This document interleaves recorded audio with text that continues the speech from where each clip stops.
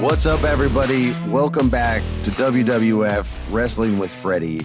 And I want to get to our guest right away. So let's start the show. Welcome to Wrestling with Freddie. Now, stepping up to the mic, the host of Wrestling with Freddie, Freddie Prinze Jr. We didn't get to work together a ton, but two of the experiences that we had are literally my two favorite experiences in the company. You guys know him by many different names. Today, you're going to know him by what he works as today, which is his name, the wonderful Mr. Paul Wight. Welcome to the show, sir. Hey, Freddie. How are you, my man? Thank you for having me. I'm good, man. We were talking before the show, and I just discovered that you're the world's biggest nerd. So I want to get to that at the end of this episode because I'm like the world's middle-sized nerd. And we have to bond on that. But yes, I want to get into this right away because the way I met you is hysterical and I was terrified. And I hope you remember this and I want to hear your side. So I was working for the company and I was a month in, and Michael Hayes and Christopher DeJoseph had a segment where a new match was going to be described in the promo. And the Big Show was going to do it. And the segment gets approved. And I'm in the little writer's room. And all of a sudden, the door swings open. And you come in. And all I hear is, "Who the fuck wrote me War and Peace?"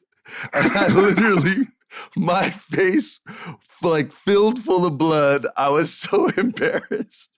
And I put my hand up. I was like, yeah, that was me. And you were like, "What the fuck is this?" And I was like, yo, it's my bad. We're going to work on this. We're going to cut whatever you want. I'll show you how I memorize stuff, but we're going to get through this. And so you, right. now can you just, is that an accurate description of the beginning of this? That's exactly what happened. Because now understand at the time, Freddie, I talked in WWE once in a while.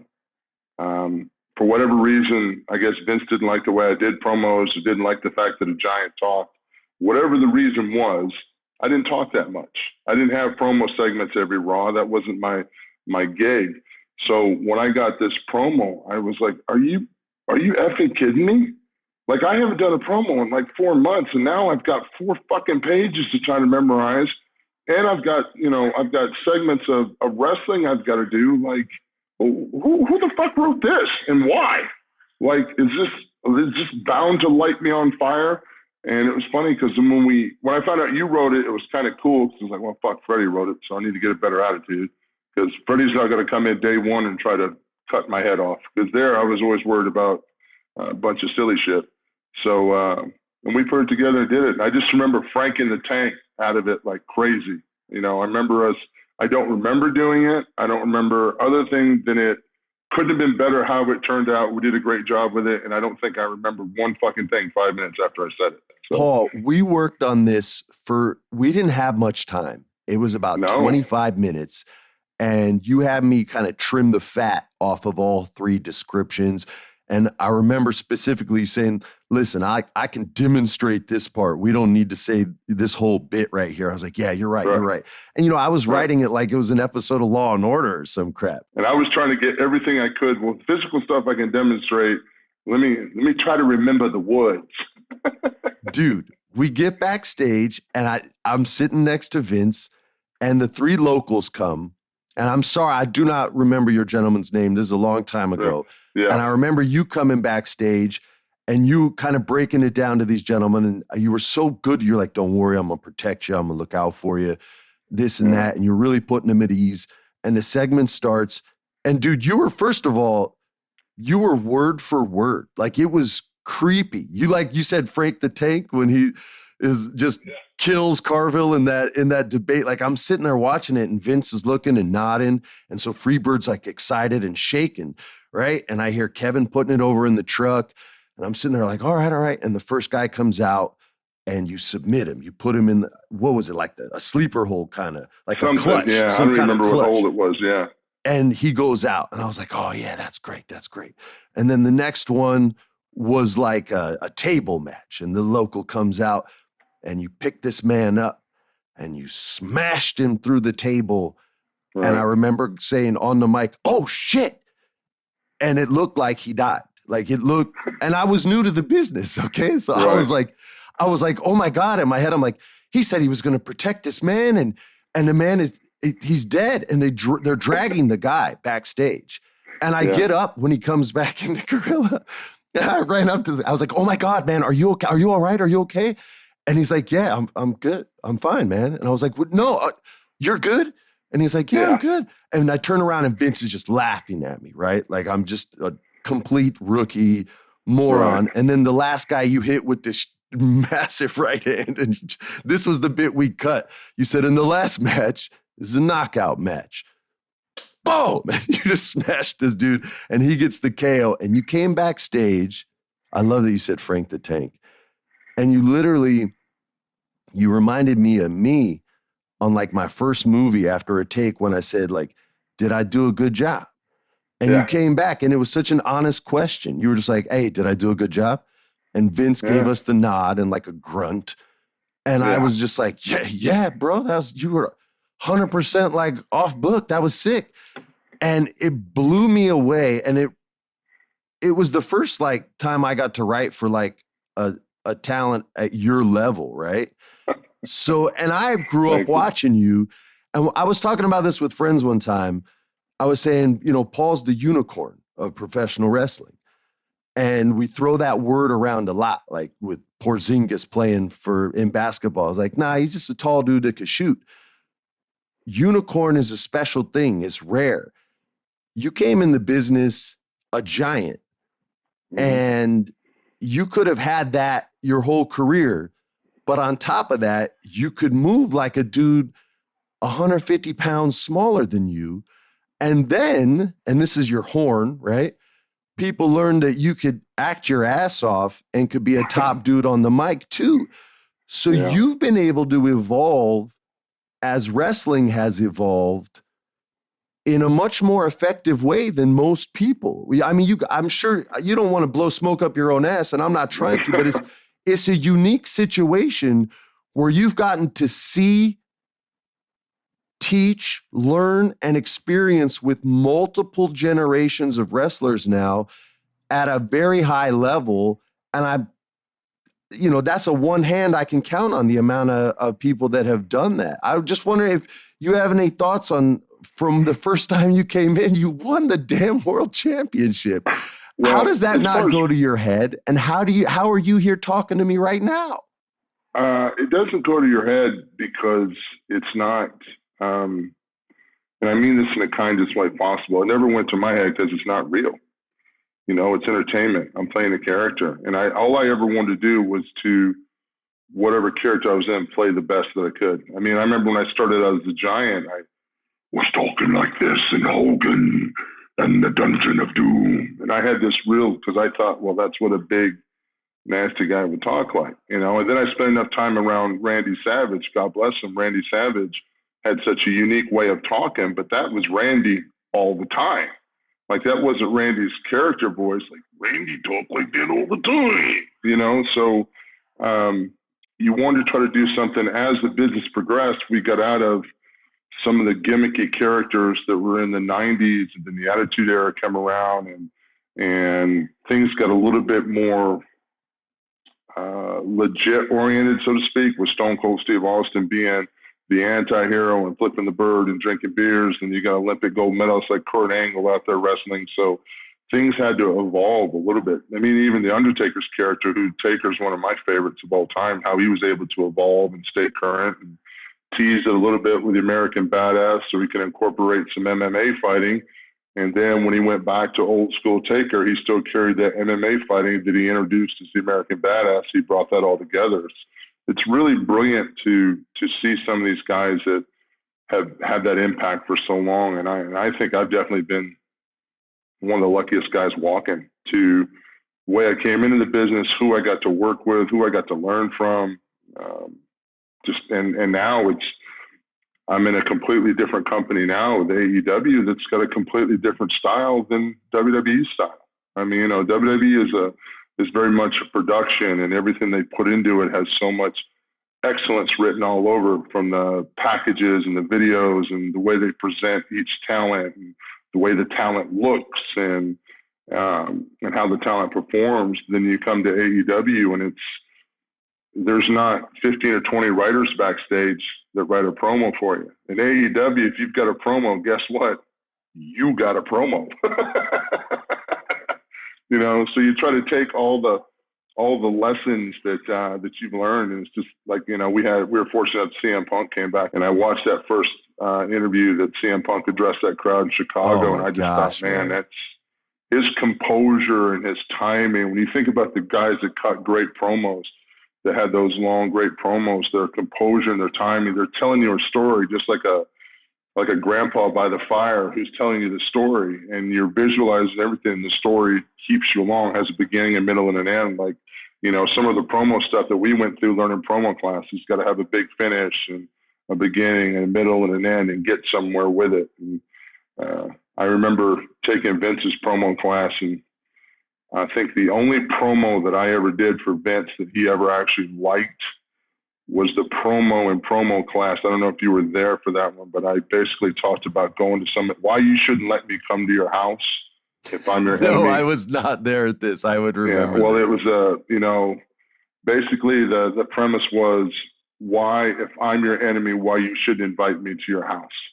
And I basically said, because I'm going to go to your master bathroom and I'm going to go blow your bathroom up and I'm going to clog the toilet. I mean, it was because Vince loves that shit humor. He does. But it was a good story of how I'm going to get close to you, how I'm going to be your friend. And when you're not looking, I'm going to go in your bathroom and, in the main bathroom, and I'm going to just destroy it. So that was the only promo I think I've ever done that he liked. So I think my biggest problem is I got a little bit into cadence, which is a big thing, because Stone Cold changed everybody doing promos. Because now, if you pause in a promo now, they'll go, what? And they'll kill you. Really frustrating. They'll kill you deader than hell. Yeah. It happened to me when I first got there, and I literally was talking about moment-to-moment work. And like a month into promo class, I was like, everything I said about moment-to-moment work, throw all that away unless you're auditioning for a movie. We got to burn through this, or they're going to kill you dead. And it was, I literally sat there. I was like, the closest I've been to that is theater. The crowd in the theater isn't going to be like, hey, what? Like they're there for the performance. The crowd in wrestling has been a part of wrestling since the first comeback in a wrestling match ever happened. So they have that power. And once Stone Cold hit it once, it like unlocked this door. And now you guys have to go bananas. I want to talk about promo class because you brought this up, and you may not know this, but you were personally responsible for sort of opening up the amount of people and the level of talent that was coming into the promo class. So before you, all I had was that the promo class or the acting class? The little acting class that we did. They just called it promo class, but yes. Yeah. They fear change. So the name didn't change, just what we were doing. Yes, changed. They do fear change there. Yes, they do. So I'm this in there. Shall not be named. Exactly. Yes. So it was all young bucks. They had Wyndham, who was Husky hair. They had a guy named Wyndham, and they called him Husky Harris. They had Cordona was in there. All these like young gunners were in there. Bryan Danielson was in there. AJ was in there. Like it was all the young gunners. And all of a sudden, and we would do, monologues from movies or scenes from movies they liked. And then you come in and you say, hey man, I'm going to do the watch speech from Pulp Fiction. Is that cool? And I was like, oh, dude, what? Hell, yes. Yeah, you're doing the watch speech. And so I printed it up for you and gave it to you. And the next week you come in and you and me are the oldest cats in the acting class for this one. Yeah. It eventually had been broadened. And so you and I are there. Everybody else comes in. And you go, okay, I'm going to do the Christopher Walken speech from Pulp Fiction. I need somebody to be the young Bruce Willis. And Hornswoggle was in there. And you don't even let anyone volunteer. You go, Dills, you're the kid. And he's like, yeah, okay, whatever. So he sits there. And I watch you cut this promo, which I would call a monologue, but it was a promo for wrestling. And you did it in this like tender, like very paternal, sweet. It was like, I had this watch in my ass for 2 years. And you were allowed to take these pauses because it's not in front of a live crowd and we didn't record any of these. And I remember when you finished, it was the first time like everyone kind of lost their shit and they were all cheering. And then Dylan was like, I didn't even get a fucking line or some shit like that. Yeah.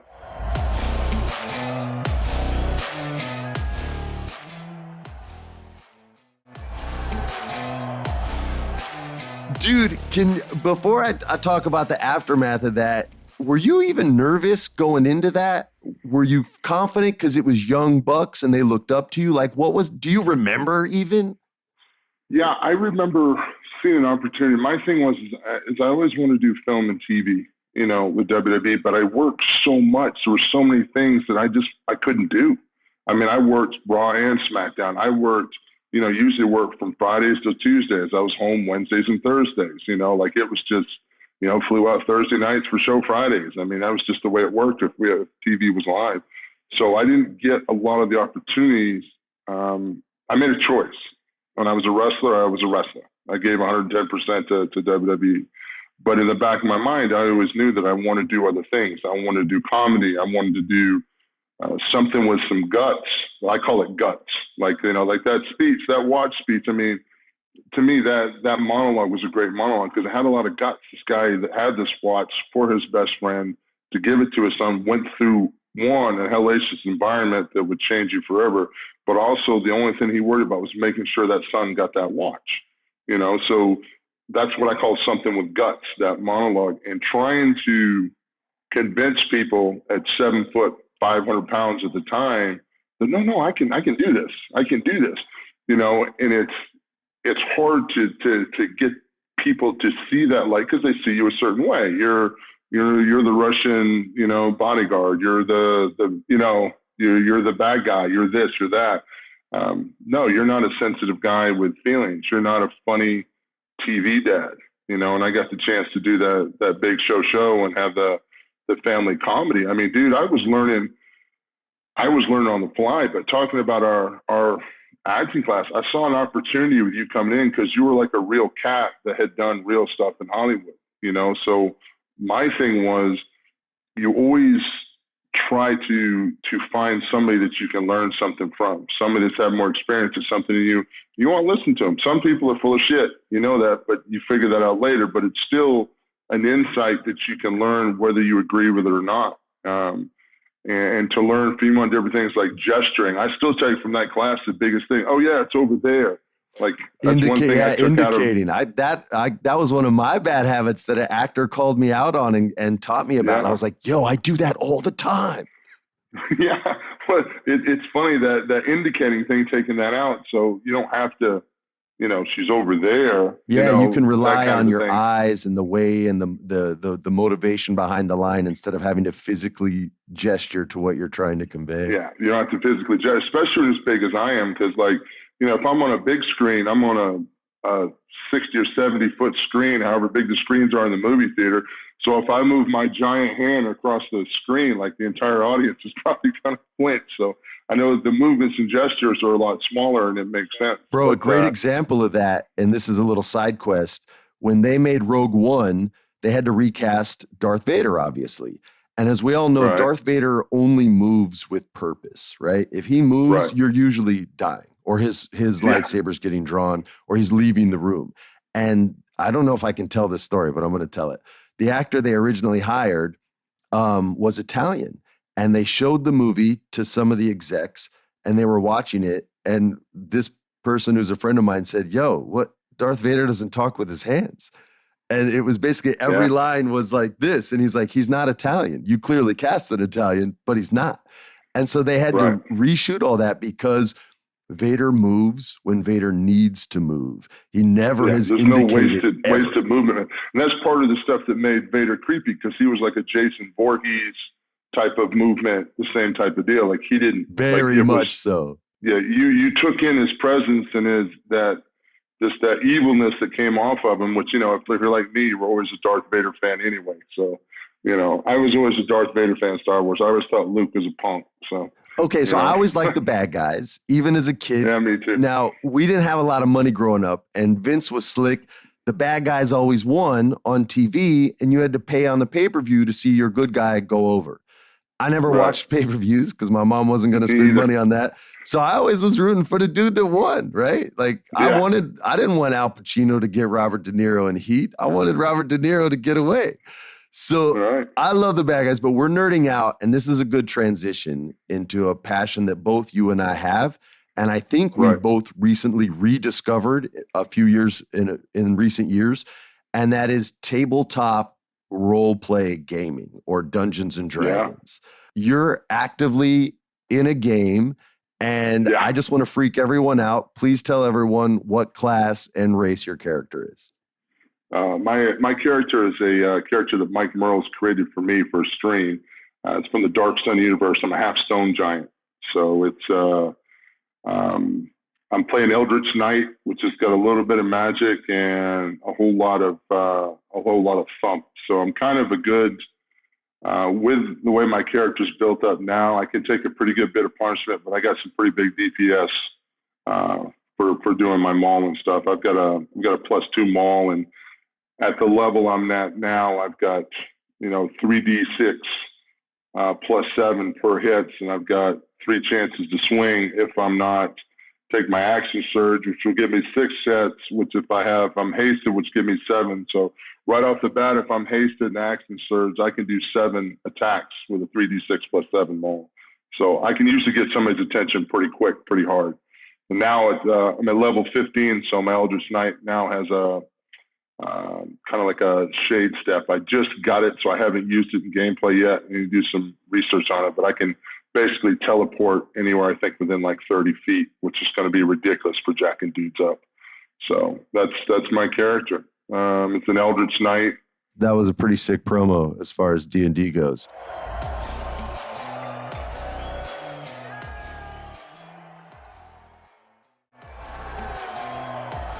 I used to play in a D&D monster wrestling league, and it was professional wrestling, and only monsters were allowed. And I literally modeled my character after you. His name was Horace. He was an owlbear. He was a total beast, and he was an indie champion. And they put it on stream. And the match I was in, I won their championship. And so awesome. Horace, the owlbear, and I basically did like an old school, like Big Show voice, but if you were British. So everything he said sounded like this. And it was like my deepest giant voice that I could do. But he literally was inspired. And because of the pandemic, it got shut down. So technically, I'm the reigning champion of D&D. You're the reigning champion. You and I'm going to pitch you a game off air. I'll just message you. I created it in partnership with Fantasy Flight, who does like all the Star Wars stuff with their dice system. Okay. And it's a TTRPG where I run multiple groups, and it's basically a cyberpunk street racing league where it's different street race crews, but with all cybernetics and technology and hacks and things like this. And you guys are basically, if you ever saw that show Street Outlaws, it's like that, but in like New Detroit, basically, or San Angeles. Street Outlaws meets, what was that? God, I read for that movie too. What? Yeah, Angelita. Wait, what was it called? Lita Battle Angel. Battle Angel, They had some great, what are they called? Hunters or something like that? Those like cybernetic there's dudes. some cool characters. I actually read for that movie because it was a really big character, and then they ended up going CGI with everything, which you would have been that giant, beastly CGI Rob Liefeld looking guy. Yeah, I read for that one, but then once they went CGI with it, it just looked better. You kind of got to give it, that looked pretty cool. They did smooth CGI in that. My kids watched the Matthew Broderick Godzilla, and they hated the CGI because I was like, "You guys give it a break. It's old." And they're like, "No, it sucks. Turn it off." Oh yeah, yeah. Well, I mean, dude, have you seen like one of my favorite movies growing up was Firefox with Clint Eastwood. You know, I love the plane. Have you seen the CGI on that now when you go back in time and watch it? Oh, dude, I try to sell people on like old school anime, like Golgo 13, The Professional, and they're like, dude. Oh yeah, no. They're like, bro, they edited in like a rehearsal animatronic that made the movie. Like they didn't even finish. I was like, oh yeah, I forgot about that part. The old stuff, it's tough to hold up, man. It's tough to hold up. The old movies that would come on, like the with Kirk Douglas, where he was fighting the Cyclops and all that. I didn't get hip to him until I was in my 30s and like looking back to appreciate like, you know, history of film. Those old stop animation, is that what they called it? Stop animation? Yeah, man. Argonauts, Jason and the Argonauts, which now Seth Green basically does with Robot Chicken. Yeah. Dude, you should be voicing something on Robot Chicken. Have you done his show? I haven't done it yet. You're doing it. I mean, I'm always willing to do it. Yeah, you're doing it. I just did voiceovers for Fast and Furious Spy Racers. I played a character in that called Palindrome. Voiceover is so much more fun. You don't have to go through makeup. Nobody's fooling with your costume. Anything, but it's high energy though. Like when I did the Flintstones, I mean, man, it's high. Not Flintstones. I did the Jetsons. It's high energy. Like that whole thing. I did the entire Jetsons movie in one day, and by the end of it, I was doing some sound effects for some stuff, and my voice. Oh yeah, they'll bury you. Yeah, my voice finally cracked. Like after 8 hours of yelling, it finally snapped. Sarah did the Kevin Smith new He-Man one. She's She-Ra or Tila. She's Tila, and they busted out at the end of the day. Like she couldn't talk. Her voice was shattered. Yeah. That was pretty impressive for me because I've got a really good, strong, deep voice, and you know, and the producer, you know, during the Jetsons, she's like, yeah, high energy the whole time, and I'm like, I'm pushing it, you know. And about 8 hours it took, and then finally I was doing the grunts and sound effects. I was about to ask if you did a grunt session. These are the funniest. Yeah, I had to do the, but by the end of it, my voice was like, eek, and that was the end of it. So. Yeah, it'll be like, this is a small jump. This is a medium jump. Now I need a big jump. And you're just like, is there a difference? Okay. Breathing heavy. You're running. Breathing heavy. Light breathing. Heavy breathing. You know, yeah. Breathing while on one leg. Yeah, right. Yeah. Yeah, that's the most taxing part of any VO session. Well, listen, man, I'm going to let you go. You've used your voice enough today, and you probably have to go do Jetsons season 8 now. I didn't even know they made a new Jetsons. And this is a while ago, so I'm good, man. I'm good. Just living the dream, working at AEW, doing the commentary. Still working a little bit at my age. I'm actually on our YouTube Elevation show. I was going to say, you're not just doing commentary because I saw you beating people up. Yeah, I was at our pay-per-view, our all-out pay-per-view in Chicago. I was in that. It's not, you know, anywhere near the competitiveness that the other guys in AEW have. It's just a little attraction fun match. It's kind of like, oh yeah, that guy's still alive. No, the Giants are always the best, man. I love you so much, Paul. Thank you, brother. The hardest back slap I ever received in my life was from you at a SummerSlam out here in LA. I think you ruptured a disc. I did have surgery. But I love you so much, bro. And I thank you so much for being on the show, brother. I'll see you, brother. Be safe, man. I'll catch you down the road. You too, man. Catch you down the road. Everybody, thank you for listening. I appreciate you hanging around and listening to us tell stories and being a part of this. I hope you're having as much fun listening as I am getting to do this and remember all these stories. And I know I get sidetracked sometimes, but hopefully that's a part of the fun. This has been a production of iHeartRadio's My Cultura Podcast Network. For more podcasts from iHeartRadio, visit the iHeartRadio app, Apple Podcasts, or wherever you listen to your favorite shows.